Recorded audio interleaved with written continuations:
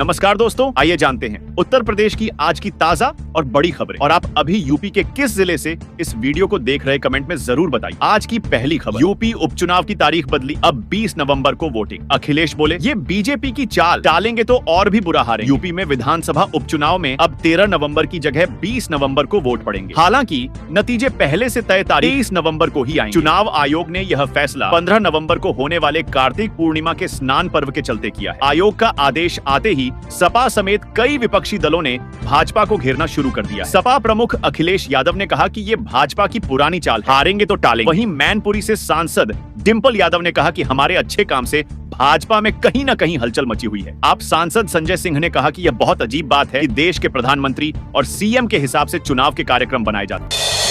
69,000 शिक्षक भर्ती मामला, अभ्यर्थियों ने सीएम की पीएम से मुलाकात को बताया चुनावी, आज मिलेंगे राहुल गांधी से। 69,000 शिक्षक भर्ती मामला, बीते दिनों खबर आई थी सीएम योगी आदित्यनाथ ने पीएम नरेंद्र मोदी से मुलाकात के दौरान 69,000 शिक्षक भर्ती का मुद्दा भी उठाया है। अब अभ्यर्थियों ने इसे चुनावी करार दे दिया है। आंगनबाड़ी भर्ती, 311 पदों के लिए 15,000 आवेदन, मेरिट पर होगी नियुक्ति, इन महिलाओं को मिलेगी प्राथमिकता। बरेली जिले में आंगनबाड़ी कार्यकर्ता के खाली पदों पर जल्द ही नियुक्ति की जाए। जिले में कुल 311 पद खाली, इनके लिए 15,000 महिलाओं ने आवेदन किया है। मेरिट के आधार पर नियुक्तियां की जाएंगी। यूपी में विदेशी निवेशकों को मिली राहत, योगी कैबिनेट की बैठक में किया गया एफडीआई नीति में बदलाव। राज्य ब्यूरो लखनऊ, उत्तर प्रदेश में प्रत्यक्ष विदेशी निवेश एफडीआई को आकर्षित करने में जुटी। योगी सरकार ने विदेशी निवेशकों को बड़ी राहत दी है। सोमवार को लोक भवन में मुख्यमंत्री योगी आदित्यनाथ की अध्यक्षता में हुई कैबिनेट की बैठक में फॉरेन डायरेक्ट इन्वेस्टमेंट एवं फॉर्च्यून 500 कंपनियों के निवेश के लिए प्रोत्साहन नीति 2023 संशोधन को मंजूरी दी गई। संशोधन के तहत अब ऐसी विदेशी कंपनियां भी प्रदेश में निवेश कर सकेंगी जो इक्विटी के साथ साथ लोन या किसी अन्य स्रोत से धनराशि की व्यवस्था करती है। वित्त मंत्री सुरेश खन्ना ने कैबिनेट के निर्णय की जानकारी देते हुए बताया कि 1 नवंबर 2023 को फॉरेन डायरेक्ट इन्वेस्टमेंट एफडीआई नीति आई थी, इसमें थोड़ा संशोधन किया गया है। गोरखपुर में सीएम योगी को जान से मारने की धमकी, रियाजुल हक अंसारी ने लिखा, मैं भी मारूंगा योगी को। पुलिस आरोपी को ढूंढ रही गोरखपुर में मुख्यमंत्री योगी आदित्यनाथ को जान से मारने की धमकी का मामला सामने आया है। मुंबई से आई इसी तरह की धमकी का मामला ठंडा भी नहीं पड़ा था कि गोरखपुर पुलिस के एक्स हैंडल पर एक यूजर ने धमकी भरा स्क्रीनशॉट भेजकर शिकायत की है। बताया जा रहा है कि धमकी देने वाला शख्स गोरखपुर का ही रहने वाला है। पुलिस उसकी पहचान करने में जुट गई है। मुंबई की फातिमा खान ने भी दी सीएम योगी को धमकी कुछ दिन पहले। मुंबई की फातिमा खान नाम की महिला ने सोशल मीडिया पर योगी आदित्यनाथ की हत्या की धमकी दी। मुंबई पुलिस ने रविवार को उसे हिरासत में लिया था। जांच में पाया कि वह मानसिक रूप से अस्वस्थ है। इस घटना के बाद गोरखपुर के एक शख्स रियाजुल हक अंसारी ने सैफ अंसारी नाम के इंस्टाग्राम अकाउंट से कमेंट करते हुए लिखा, मैं भी मारूंगा योगी को। 14,000 की आबादी पर मंडराता रहा एयरफोर्स का मिग 20। आगरा में पायलट ने दिखाई सूझबूझ, लोग बोले लगा हमारे घरों पर गिर जाएगा। एयरफोर्स का मिग 29 फाइटर प्लेन आगरा में क्रैश हो गया। संतुलन खोने के बाद प्लेन करीब 20 सेकंड तक आसमान से गिरते हुए दिखा। प्लेन आबादी के ऊपर उड़ रहा, जिसे विंग कमांडर मनीष मिश्रा उड़ा रहे थे। प्लेन में तकनीकी खराबी आने के बाद क्रैश होने लगा। हादसे के वक्त यह बाग सोनिका गांव के ऊपर से गुजर रहा था। इस गांव में 14,000 लोग रहते हैं। पायलट ने सूझबूझ दिखाई और प्लेन को खेतों की तरफ लेकर गए। गांव से करीब 2 किलोमीटर दूर प्लेन के जमीन पर गिरने के बाद उसमें आग लग गई। छठ पर्व पर गोमती नगर से चलेगी स्पेशल ट्रेन, यात्रियों की बड़ी भीड़। पूर्वांचल और बिहार के लिए 37 ट्रेन चला रहा रेलवे। छठ पर्व पर यूपी, बिहार के यात्रियों की भीड़ को देखते हुए रेलवे की तरफ से स्पेशल ट्रेन चलाई जा रही है। पूर्वोत्तर रेलवे के सीपीआरओ पंकज कुमार सिंह का कहना है कि पूर्वोत्तर रेलवे से होकर 243 पूजा स्पेशल गाड़ियां 1,60 फेरे लगाएंगी। यात्रियों की बढ़ती संख्या को देखते हुए ट्रेनें चलाई जा रही हैं। मंगलवार को पूर्वोत्तर रेलवे के स्टेशनों से होते हुए 12 स्पेशल ट्रेन आवाजाही कर रही है। इस दौरान 25 स्पेशल ट्रेन पूर्वोत्तर रेलवे के स्टेशन से कर रही। कुल 37 स्पेशल ट्रेन रूट पर चल रही है। उत्तराखंड में 36 मौतों की आंखों देखी। 100 फीट खाई में लटके युवक ने किया फोन। यात्री बोले खिड़कियों से नीचे गिर रहे थे लोग। मेरे भाई विनोद पोखरियाल बस में ड्राइवर के सामने वाली सीट पर बैठे थे। जब बस खाई में गिरी तो वो खिड़की से निकलकर नीचे गिर पड़े, लेकिन बीच में लगे एक पेड़ ने उनकी जान बचा ली। वो मुझसे मिलने के लिए ही रामनगर आ रहे थे। नए साल में 74 आईपीएस अफसरों को मिलेगा प्रमोशन। कई जिलों के कप्तान बनेंगे डीआईजी। जानिए किन अफसरों का प्रमोशन नहीं होगा। नए साल में प्रदेश के 74 आईपीएस अफसरों को प्रमोशन का तोहफा मिलेगा। इसमें एएसपी से लेकर एडीजी रैंक तक के अफसर शामिल हैं। जिन अफसरों को प्रमोशन मिलेगा उनमें 1992 बैच के आईपीएस एडीजी दीपेश जुनेजा भी शामिल है। उनको डीजी रैंक में प्रमोशन मिलेगा। इसके अलावा 3 आईजी रैंक के अफसर एडीजी, 10 डीआईजी रैंक के अफसर आईजी और 25 एसएसपी रैंक के अफसर डीआईजी बने। इसके अलावा 15 अफसरों को सीनियर ग्रेड यानी एसपी से एसएसपी और 20 अफसरों को एएसपी से एसपी रैंक में प्रमोशन मिलेगा। न्यू नोएडा के लिए शुरू होगा जमीन अधिग्रहण।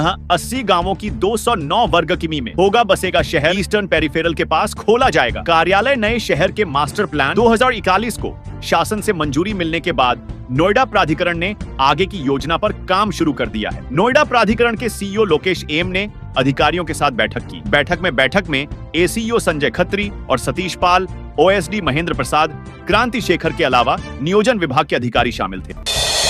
एनसीआर का 6वां सबसे प्रदूषित शहर मेरठ। AQI 200 पाश हुआ। ग्रेप लागू होने के बावजूद हवा की सेहत नहीं सुधर रही। मेरठ की हवा में पॉल्यूशन लेवल बढ़ता जा रहा है। सोमवार को मेरठ एनसीआर में 6वां सबसे प्रदूषित शहर रहा। यहाँ का AQI 258 पहुंच गया। दिल्ली रोड की ही हवा सबसे प्रदूषित रही। यहाँ का AQI 295 पहुंच गया। ग्रेप का पॉल्यूशन लेवल पर कोई खास असर नहीं पड़ रहा है। दिवाली के बाद से मेरठ के एयर क्वालिटी इंडेक्स में लगातार बढ़ोतरी हो रही है। खराब एयर क्वालिटी प्रेग्नेंट महिलाओं के पेट में पल रहे बच्चे तक को नुकसान पहुंचा सकती है। प्रदूषण से नाक, गले, श्वास नली, फेफड़े, स्किन और दिल से जुड़ी बीमारियों का खतरा रहता है। यूपी में अब रोबोट उठाएंगे कचरा, बिना धूल उड़े साफ होगा कूड़ा। जानिए क्या है प्लान लखनऊ नगर निगम का यह कदम। शहर की सफाई व्यवस्था में एक नए युग की शुरुआत है। रोबोट के आने से शहर साफ सुथरा और स्वच्छ होगा। ये रोबोट छोटे आकार के होने के कारण तंग गलियों और प्लाटों में आसानी से पहुंच सकते हैं, जहां बड़े वाहन नहीं जा पाते। इन रोबोट से कचरा उठाते समय कम धूल उठेगी, जिससे आसपास रहने वाले लोगों को परेशानी नहीं होगी। ये रोबोट नालों की सफाई में भी काफी उपयोग साबित होंगे। रोबोट के आगे लगे पैनल से कचरे को आसानी से उठाया जा सकेगा। रोबोट के आने से सफाई कर्मचारियों की कार्य क्षमता में बढ़ोतरी होगी।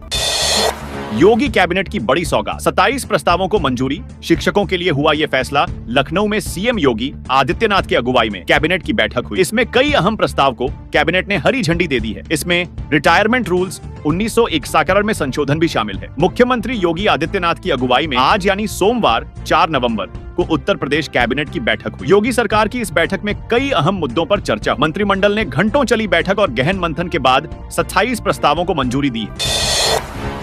यूपी में छुट्टा जानवरों से मिलेगी मुक्ति, शहरों से गांवों तक। ये है तैयारी, अधिकारियों को दी गई जिम्मेदारी। किसानों की फसलों को नुकसान पहुंचाने तथा दुर्घटनाओं का कारण बनने वाले छुट्टा जानवरों से प्रदेश को मुक्ति दिलाने की तैयारी है। इनके लिए बड़ी योजना पर काम होगा, लेकिन इससे पहले छुट्टा जानवरों की सही संख्या पता करने लिए इनका सर्वे कराया जा रहा है। सत्यापन व गणना शहरों, गांवों से लेकर कस्बों तक में हो रही है। इसमें पता किया जा रहा है कि किस इलाके, गांव, खलिहान, चरागाह, कस्बे, मोहल्ले व शहर में कितने छुट्टा गौवंश हैं। इनके आंकड़े आने के बाद इनकी संख्या के आधार पर जानवरों को सुरक्षित रखने काम शुरू होगा। नई गौशालाएं, कान्हा उपवन व नंदीशाला बनाए जाएंगे। अधिकारियों को जिम्मेदारी दी गई है। यूपी मदरसा एक्ट वैध या नहीं, सुप्रीम कोर्ट आज सुनाएगा फैसला। चीफ जस्टिस ने कहा था धर्मनिरपेक्षता का मतलब है जियो और जीने दो। सुप्रीम कोर्ट आज 5 नवंबर को यूपी मदरसा शिक्षा बोर्ड अधिनियम 2004 पर अपना फैसला सुनाएगा। 5 अप्रैल 2024 को सुप्रीम कोर्ट ने मदरसा अधिनियम को असंवैधानिक करार देने वाले इलाहाबाद हाईकोर्ट के फैसले पर रोक लगा दी थी। केंद्र और यूपी सरकार से जवाब भी मांगा था। 22 अक्टूबर को सुप्रीम कोर्ट का कहना था कि हाईकोर्ट के फैसले से 17 लाख छात्रों पर असर पड़ेगा। छात्रों को दूसरे स्कूल में ट्रांसफर करने का निर्देश देना ठीक नहीं है। देश में धार्मिक शिक्षा कभी भी अभिशाप नहीं रही है। धर्मनिरपेक्षता का मतलब जियो और जीने दो है।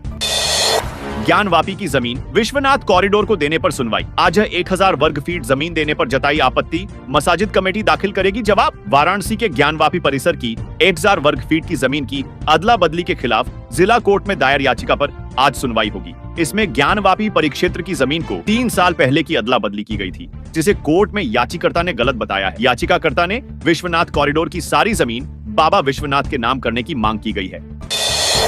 एचसी ने मऊ के पंचायत भवन निर्माण पर रोक जारी। सामुदायिक स्वास्थ्य केंद्र भवन के पुनर्निर्माण का फंड उपलब्ध कराने का आदेश। इलाहाबाद हाईकोर्ट ने मऊ जिले की तहसील मोहम्मदाबाद गोहाना की ग्राम पंचायत अलाउद्दीनपुर स्थित सामुदायिक स्वास्थ्य केंद्र भवन को आंशिक ध्वस्त कर पंचायत भवन निर्माण करने पर रोक 6 हफ्ते तक जारी रखी है। इस दौरान डीएम ऑफ सीएमओ मऊ को सामुदायिक स्वास्थ्य केंद्र जच्चा बच्चा केंद्र के जर्जर भवन के पुनर्निर्माण की 4 हफ्ते में जांच रिपोर्ट तैयार।